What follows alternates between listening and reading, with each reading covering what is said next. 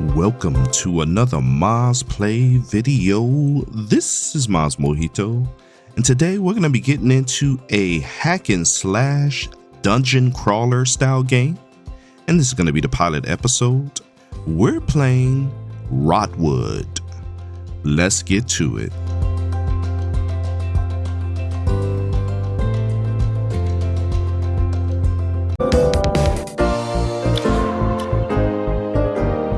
Alright guys, so we're getting in here, getting started with the game. Rotwood is a game that I've never played before, but I have played games from this publisher,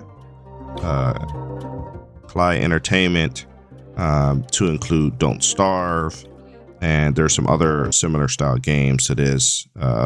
We just got through the little bit of the character creation screen. We sped through that a bit, but I don't think the characters are, as far as the customization is really important. Pretty much picking what type of animal you are, what color you are, and all that. So it looks like our character starts off in the middle of a forest, talking to other characters. They keep calling you Hunter, so I guess that is your role in this game. And it's basically a dungeon crawler. You're going to go from section to section of the forest and fight, collect power-ups and everything, and just try to survive. When you die, you start back over from the beginning, or at least from the last checkpoint, and you just keep pressing from there. So it's really a hack and slash button masher. Kind of has like a little bit of rogue elements in there, and designed to be played with a friend, co-op, but you can play this solo.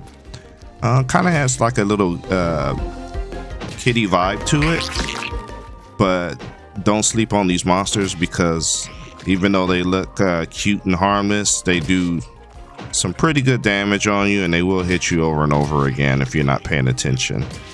So we're gonna get through these guys, smash through, and just keep going from stage to stage in the different forests. As you can see, they keep jumping out of the bushes. But yeah, it's pretty much the gist of the game. If you like hack and smash style games, this is definitely going to be right up your alley. So let's just keep pressing through.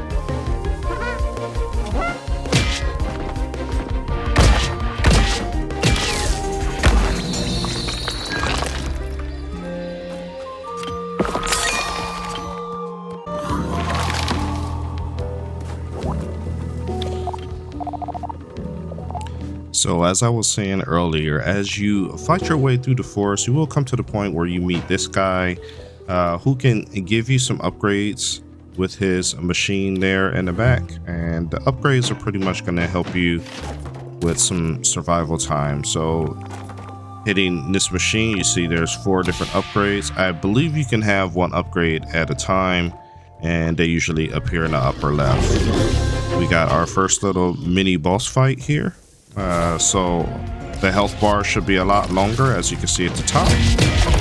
We just got to get through this guy, and looks like he has some help coming his way. But it's a lot of rolling and dodging, hitting them.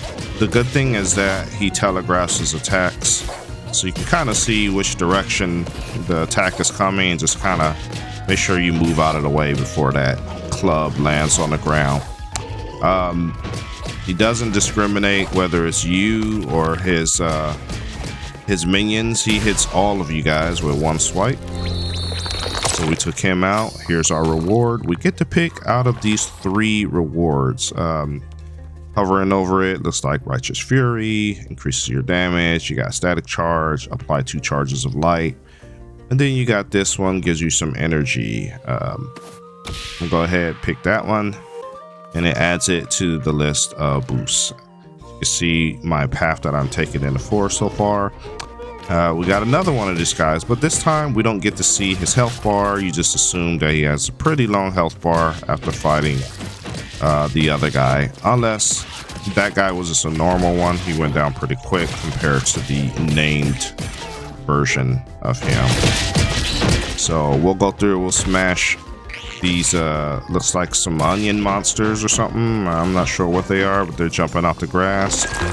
You notice when you kill the bad guys, they leave these purple goo drops on the ground. You get to collect those at the end of the stage, and that helps give you some XP and some other bonus points. So rinse and repeat. Let's try to get through this stage and get through all these onion monsters and other elephant, caterpillar, roly-poly looking things. Let's kind of clear through this.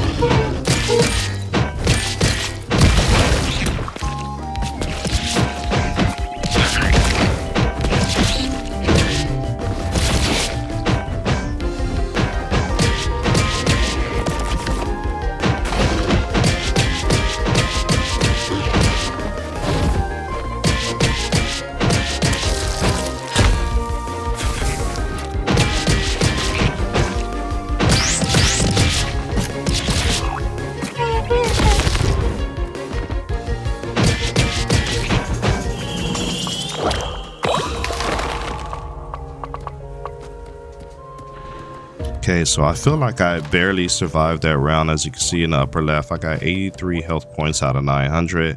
Coming to my first full bore village. It looks like it has a bunch of machines. Actually, it's not a full bore village. It's just this guy looks like he's a merchant.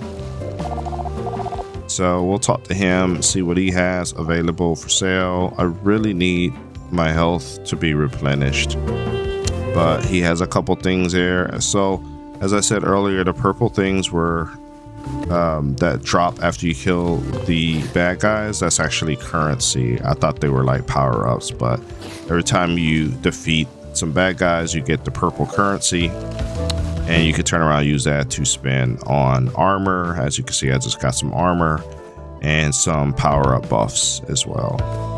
But you also get these power-up buffs at the end of each stage, so you can choose to spend your purple crystal currency on these, or you can just kind of press do and get the power-ups that drop at the end of the stage. I'm gonna make sure my character is nice and tough, especially with such low energy, and get the best armor I can. So we are here at a different town, which was right next to that last one,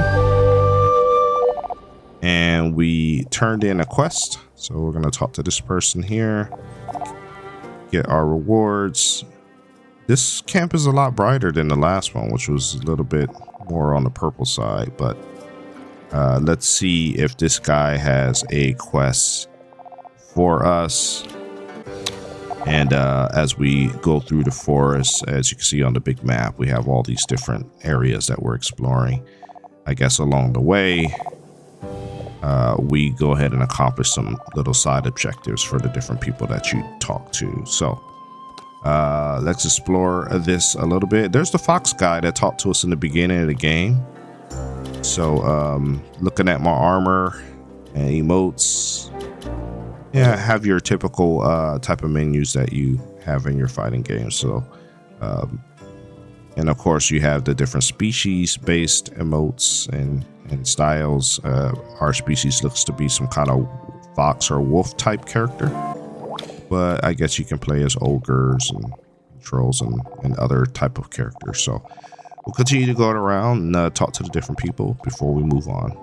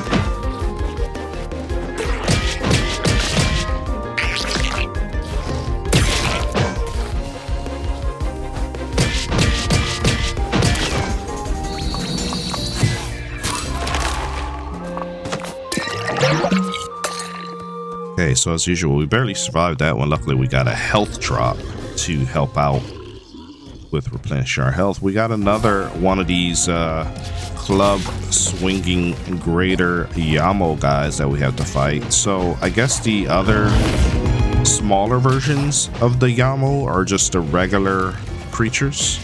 I noticed this one's a lot taller and bigger compared to the other ones, so that's probably why it has a lot more health compared to the its smaller versions. Go ahead and avoid that club if we can. He keeps calling these slow walking applehead creatures. I'm not sure what they are, but he tends to take them out too with his club swings. So as long as I line them up, I can kind of have him indirectly help me clear out these walking applehead creatures or whatever they are that's jumping out the grass. So there you go, he's down. I get my rewards, pick which one out of the three.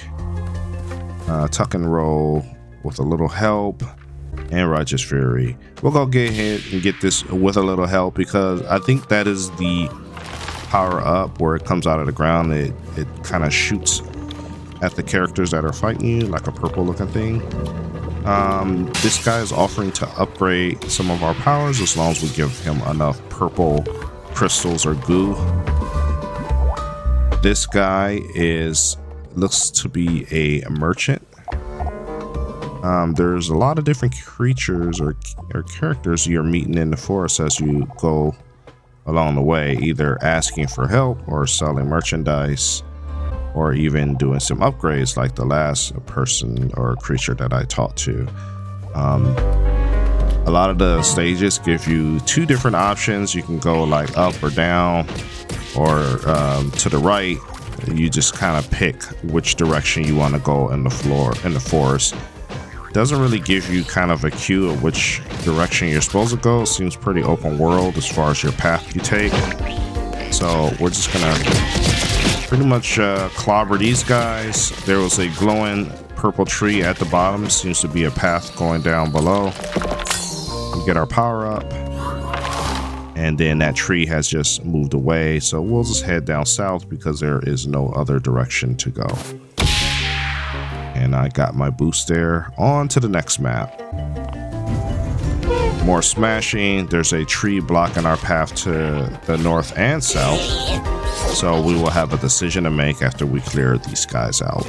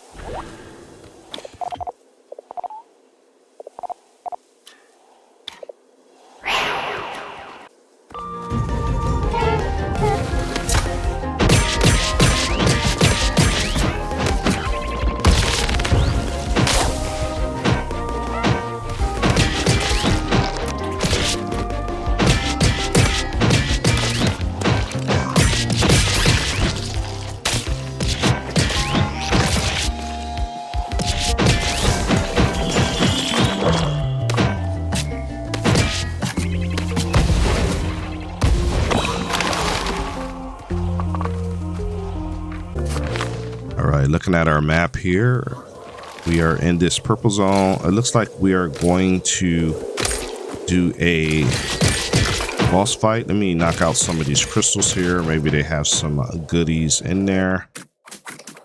Sure enough, we got a Mother Shriek Rotten Tree boss. Has a pretty decent health bar. Some crazy attacks. So it's just a matter of just staying away from those spikes. See if we can get some swings on it. Okay. Kind of decent range there. Oh man, these spikes are gonna be a problem. So you really gotta time the spikes and look for areas that you can kind of stand in and fight. And it's also throwing all kind of minions at you to fight. I'm already at 7 health out of 900. This is definitely going to be a very hard fight. I'm probably going to have to do this several times before I clear it. But we will try our best as he continues to shoot these spikes in the ground, making it very hard to stay in one spot. There's just a lot going on. I'm 1 hit from dying. Again with these spikes. And there we go. Spikes was killing me. It's just very hard to get around that.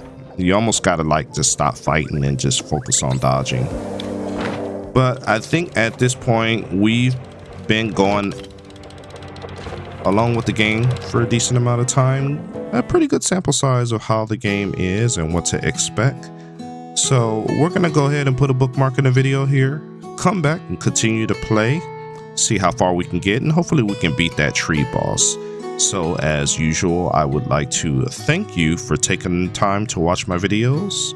Please remember to leave a like, comment, and subscribe because it really helps out the channel. And we will see you in the next video.